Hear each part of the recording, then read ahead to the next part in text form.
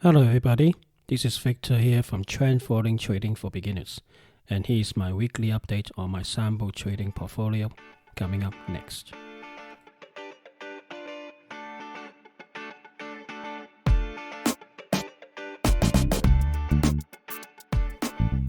Hello, everybody. Welcome back for another week of my episode. There's nothing last week because I was basically sick, gone off for a week. No COVID-19, but just really bad headache with hay fever. But time flies, and it's already 1 week, and we saw quite a bit of activities over the week, and also last week as well. Meaning, last but not least, is really gold. Gold has been like last couple of weeks slowly waking its head, getting back up, and it's done a W-shape bottom, which I've said about that last couple of weeks ago, and now it's broken through the 50-day moving average line as well. But the funny thing is, this is happening at the same time when the stock market is continuing to go up. In this case, U.S. stock market. Of course, the US dollar index also went down as well, which support the theory of when gold goes up, that means the US dollar index is weakening.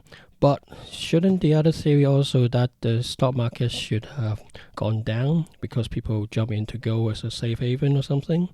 But in this case, it's not. We have both stock market going up as well as gold price going up as well. This only, to me, it basically means one thing. The market is sort of telling us there's some sort of either risk in the market somewhere, or there's some inflation coming. Risk side, maybe the Wall Street is starting to take notice on Main Street as more and more people going back to work or something. But I think more in a sense that it's more like inflation is coming along, even though Colonel Powell may say, they have no worry about inflation. But I mean, they don't. U.S. government or any politician won't move the goalpost by changing the inflation target from 2% to not looking at it. Let it go through more than 2% before doing anything with the interest rate and so forth. Yes, the COVID-19 is in the background, but being the U.S. government, or in the Fed, you should have able to get a lot of data, and I believe the Fed's already seen those up and coming inflation figures coming through this year from last year. So that's why early in the year, Jerome Powell came out and just say, they are going to be a bit more relaxed about inflation, even reaching beyond 2% before even look into the interest rate and so forth. I think that's the case is coming through slowly through food prices, and also Donald Trump's American First policies moving or enticing U.S. companies to move away from China manufacturing to other countries or back in the U.S. This definitely caused some sort of inflation, because it's not easy to move from a place, let's say China, after you have established yourself 20, 30 years with the supply chain. And for other countries to take over, it takes some time. Even in going back to U.S., it also takes time. So overall, I think inflation over the years will be coming back up through as well. So overall, now we sort of see this coming through, and gold prices is, in my view, is reflecting. But I could be totally wrong. But the market price action seems to telling us it is going up, and so we just have to wait and see how things go. And at the same time, I said before, the Treasury yields is gone down. Basically, that means the price of the Treasury bonds are getting more expensive, and that was what I thought before as well. People has been, I think, middle of March, April last year, when the yield gone down to like 0.5% or something, because everybody was panicking and gone to the US Treasury bonds because of the coronavirus. But now, ever since then, has been more or less going up one strict line to recently as 1.7, 1.75 for 10 years, and for 30 years like 1.46 or something. So very close to 2.5. So like 2.46 to 2.5. So it's more or less like a straight line, and a lot of people was basically shorting the US bonds market, and then of course that means the yields increases. and suddenly did a sudden turn about a couple of weeks ago, 3 weeks or so ago. Now causes quite a bit of a turmoil in some companies like Archios and other company as well, and there are a lot of margin call coming through. But unfortunately, it didn't really touch fortunately in a way, not really touch the U.S. stock market. But it does shows that there's some readjustment of risk going on within the market, and we just have to wait and see what else is coming through. And of course, like I said before, the US dollar index have been moved back down from, I think, a couple of weeks ago, from 93.5 down to 91.5. And at the same time, gold and silver take account of this reduction in the US dollar strength and move up. We just have to wait and see how long this will last. Last time it stick around 90.5 area, and then rebounds, and see how far it will go this time. It might rebound, may not, and all eyes, I think, in the coming weeks should be just looking at 91 or 90.5 area. Just have a look. And of course, over the weeks, we also have Coinbase apparently have gone into listing in US and gone up like 70% on opening bell, but then end of the day only up 31%. And in that sense, I think a lot of US people or companies are betting on Bitcoin or digital currencies. And hence Coinbase, actually this exchange for cryptocurrency, actually gone up quite a while, quite a lot. This on reflection, also look at Bitcoin for the last couple of weeks. While of the year, it have gone above the 60,000 mark. It took quite a long time to go above 60,000, but it did just decisively. Just went up, and I think over Friday or yesterday, and weekend trading, it gone up to like 64, around 64,000 area. But today, for IG index is saying it's gone back down to 54k. So it's very, very volatile. It's moving down. But as this stage, I think people are still betting on Bitcoin will be following similar. Well, maybe gold is following Bitcoin, or Bitcoin following gold as we move up, as the US dollar weakens. But we just have to wait and see how it is, because digital currency is very much a new thing, and haven't got really anything back it up except people's hope, and also obviously it's not controlled by governments anywhere. But gold, on the other hand, you can basically exchange for other food and services that have been used for donkey years throughout history, for thousands of years. Will Bitcoin actually take over gold, replace gold, or replace currency? I don't know. It's just another form of people exchanging things. But we'll just wait and see. But in fact, I've been looking at it all the time, and it's just been very volatile for me to do anything big on it.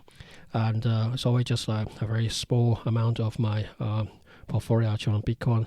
But overall, it's done pretty well because the trend following system is seeing the big trends going up and down both ways. But it does have very volatile up and down in either way, so you need to be manage your risk properly. And last but not least, I think on Friday, Morgan Stanley also came up with the news that you've lost about just under $1 billion. I believe 910 million US dollars on the Archegos collapse. We really need to ask the question: how can a fund, however formatted it is, able to borrow so much money, and then when problem happens, then all the banks have to unwind things and lost so much money, almost $1 billion dollars. And for Morgan Stanley, of course, other banks also have to suffer the Credit Suisse as well. But for one fund, however set up it is, to have managed able to borrow so much money, then it really is like something is wrong with the system, and overall people just use that excuse or way to get around check and balances and borrow more than they can afford. And I think after all this debacle, when this thing settles, they will probably see a lot more regulation try to stop whatever Archegos actually going through and stop it happening again. Anyway, let's have a look at my chart sample trend following portfolio and see how it gone last couple of weeks. Okay, first off the bat is Apple. Short term is still a buy, medium term is neutral, but long term is gone to buy now. It's since 2 weeks ago.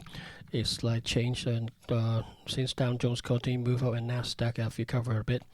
And yeah, Apple's continued to move up, so long term is a buy as well for Apple.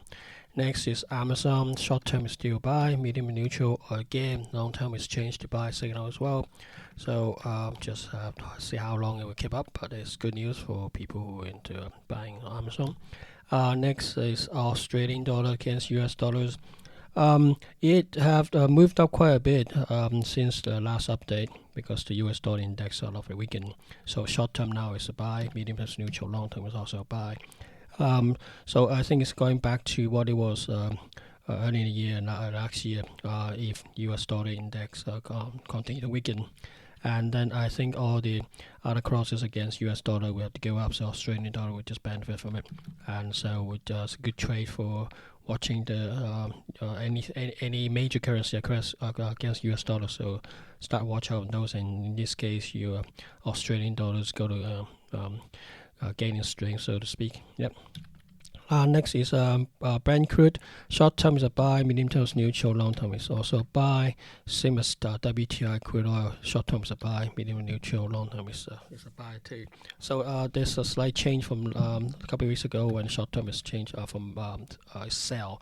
Now this week is basically buy. Things have sort of moved up a little bit.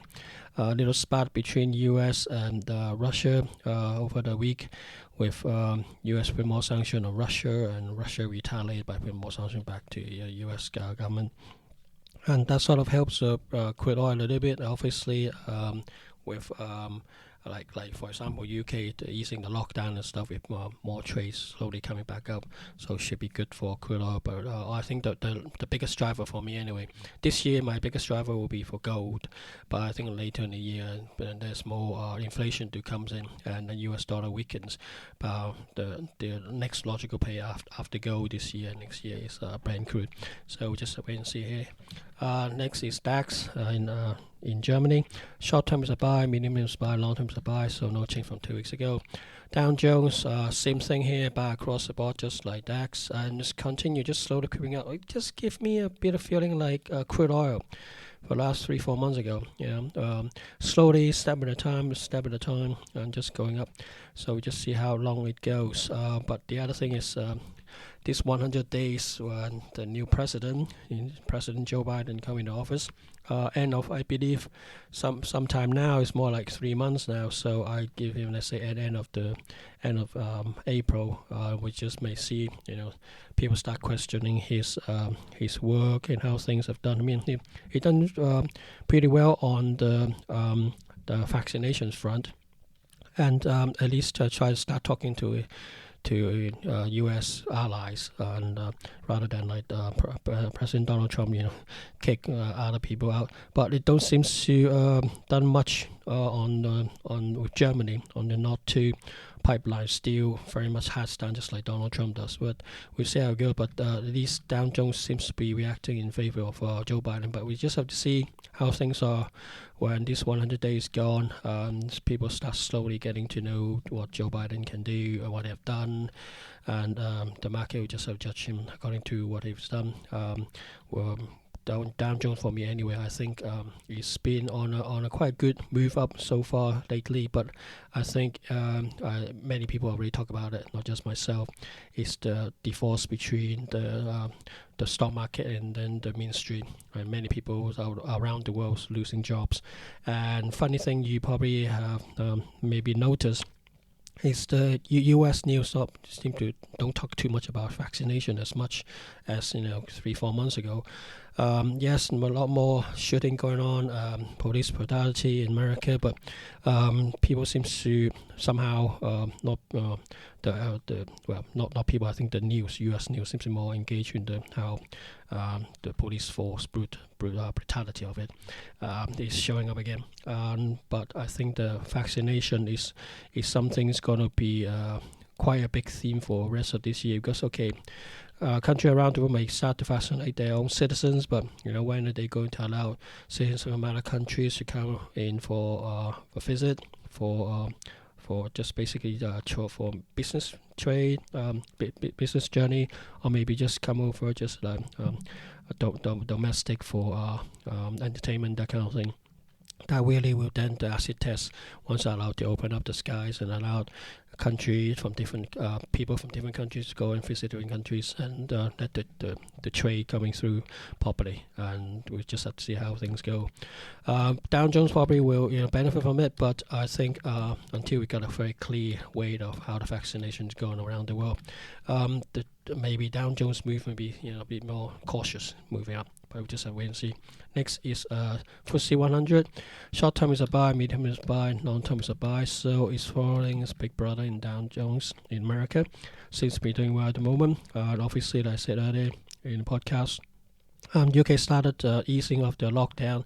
Many people just jumped out and basically sit in the park, go to the pub and eat, go and eat. But yes, they cannot go inside the premises. But a lot of shops basically have chairs and tables outside the restaurants and pubs and things like that, and letting people sitting outside to getting some businesses, and lots of people going to the park, and many people go to the beach seaside as well. So I think the economy is slowly coming back out again. We'll just wait and see how things are, and FTSE obviously celebrating its UK lockdown easing, and doesn't continue to move up. So just have to wait and see and watch out, see where FTSE will go. So next is gold. Like I said before, is short term is going to buy, medium term is neutral, long term is also neutral. So this downward pressure coming down for gold seems to have easing a little bit with the price of gold continue moving up. And I think it just broken the downward trend as well. There's a little downward channel, as I talked about before. It has broken it, and the top of that is very near to the 200-day moving average, 50 days moving average. Have broken that on Thursday, I believe, and continue to do so on Friday. So we just have to, I think, discuss a bit of legs when you move up with the MACD. Like I said before, 2 weeks ago, he's doing a bearish divergence, a bullish divergence, a slight one. And I think this move of gold will just continue. Maybe just the first test and see how it goes. I think that the next thing is when it coming back down, does it test the top of that channel, that downward channel it does, and then go broke below too much and continue to go back up, then I think gold will definitely have a lot more legs to move up. But for the time being, short term anyway, it's definitely a buy for gold, and medium and long term is still neutral. So watch the space. Next is Hang Seng Index in Hong Kong. Short term is sell, medium and long term still neutral.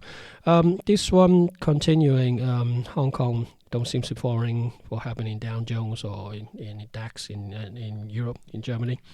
And it's gone to the sell, even though have been trying to go up a bit, but still been down a bit by the market. So it's not looking good for Hong Kong index. Next is Nasdaq. Short term, medium term, long term is all buy. So it's relatively good. From last 2 weeks ago, is even the trend following S2 system, total system is also giving a buy signal this week. So all full aboard and see how it goes. But will it make a double top or make a new high for Nasdaq? Who knows? We just have to wait and see. Next is Nikkei. Short term is a buy, medium term is neutral, long term is a buy. It's not much change from last couple of weeks. Silver following its big brother in gold. Yes, it's broken back above the $25 mark. Short term is a buy, medium term, long term is also neutral. So we'll just have to wait and see how things goes. If golds continue to move up, then silver, if you haven't got gold in your portfolio, silver may be the next one to basically catch up, so to speak. Next is US dollar, again, the Chinese yuan. Short term is a sell, medium term buy, long term is neutral. So I think the US dollar index weakening is basically means strength against the other currency. So this Chinese dollar is gaining strength, and so it's getting more expensive for US dollar to buy Chinese dollar. So short term is a sell, medium is still a buy, long term is a neutral now. Similar things for US dollar against Japanese yen. It has changed signs basically. For short term it's a sell, medium and long term is still a buy. And for yen, I suppose it's just me looking at it. Looks like there is some sort of head and shoulder going on. We're waiting for the bounce for the left, so the right shoulder, the left shoulder done, the head's there. And the right shoulder may rebound, probably coming in later on. We just have to wait and see. But it could be a head and shoulder formation. But who knows? As far as I'm concerned, trend following is just my trend following tells me what to do first. But there's some sort of indication looking at the chart, so we'll give some maybe possible a view of a head and shoulder formation. If it does, we will look at a very strong strengthening of the Japanese yen. That sort of go hand in hand with the US dollar index. If it's weakening further, then probably see a lot more of that. So just wait and see. Next is British pound against Japanese yen. Short term is a sell, medium and long term is still buy.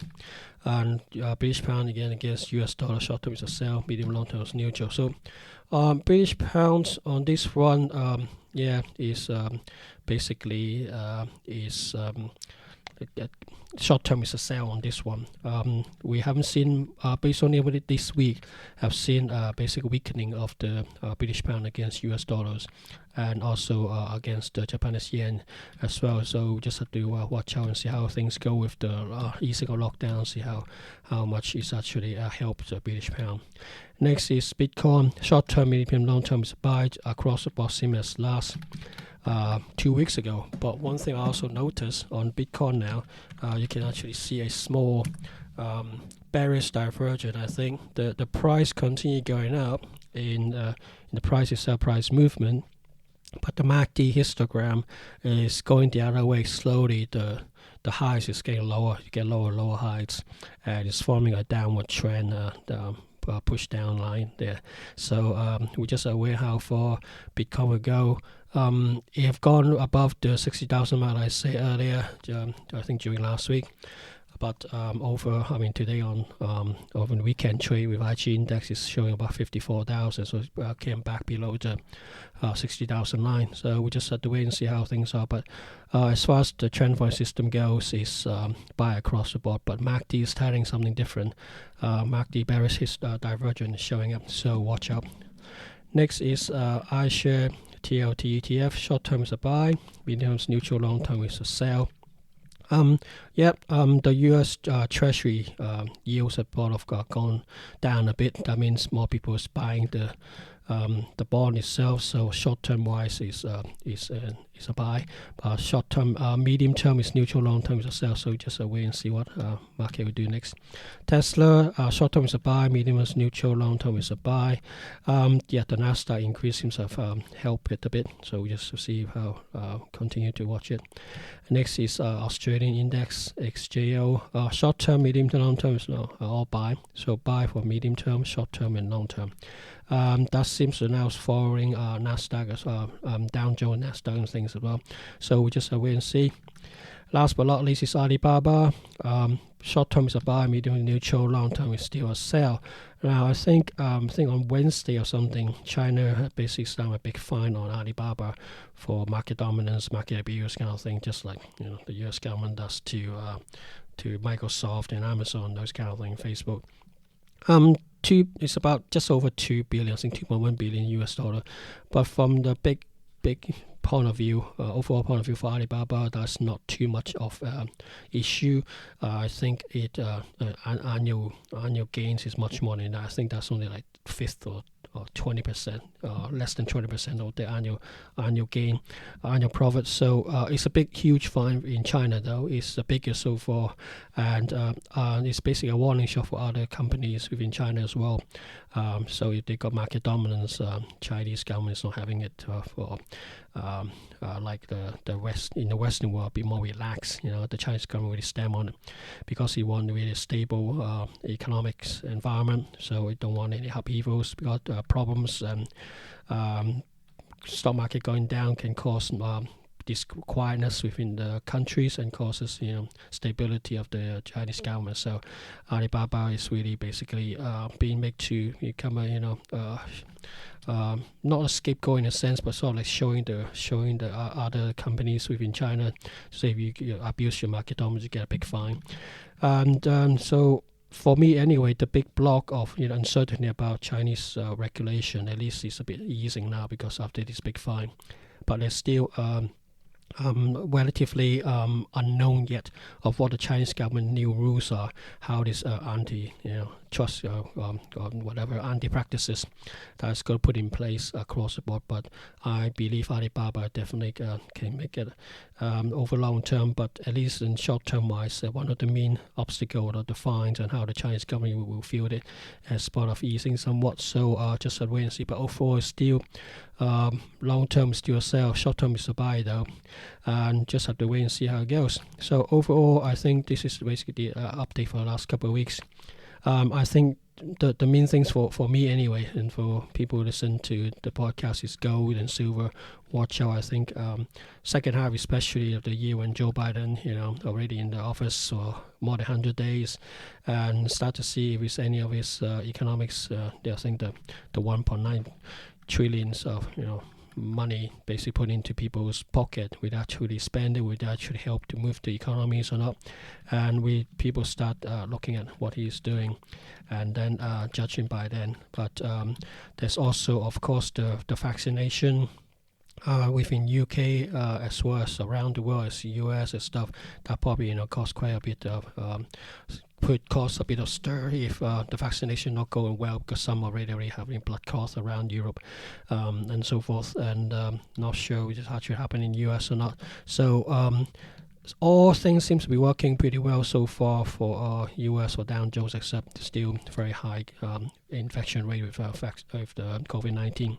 But if things continue this way, more people get vaccinated, hopefully the spread of coronavirus in America and around the world should be dampened and slowed down, which will help the world to recover a bit.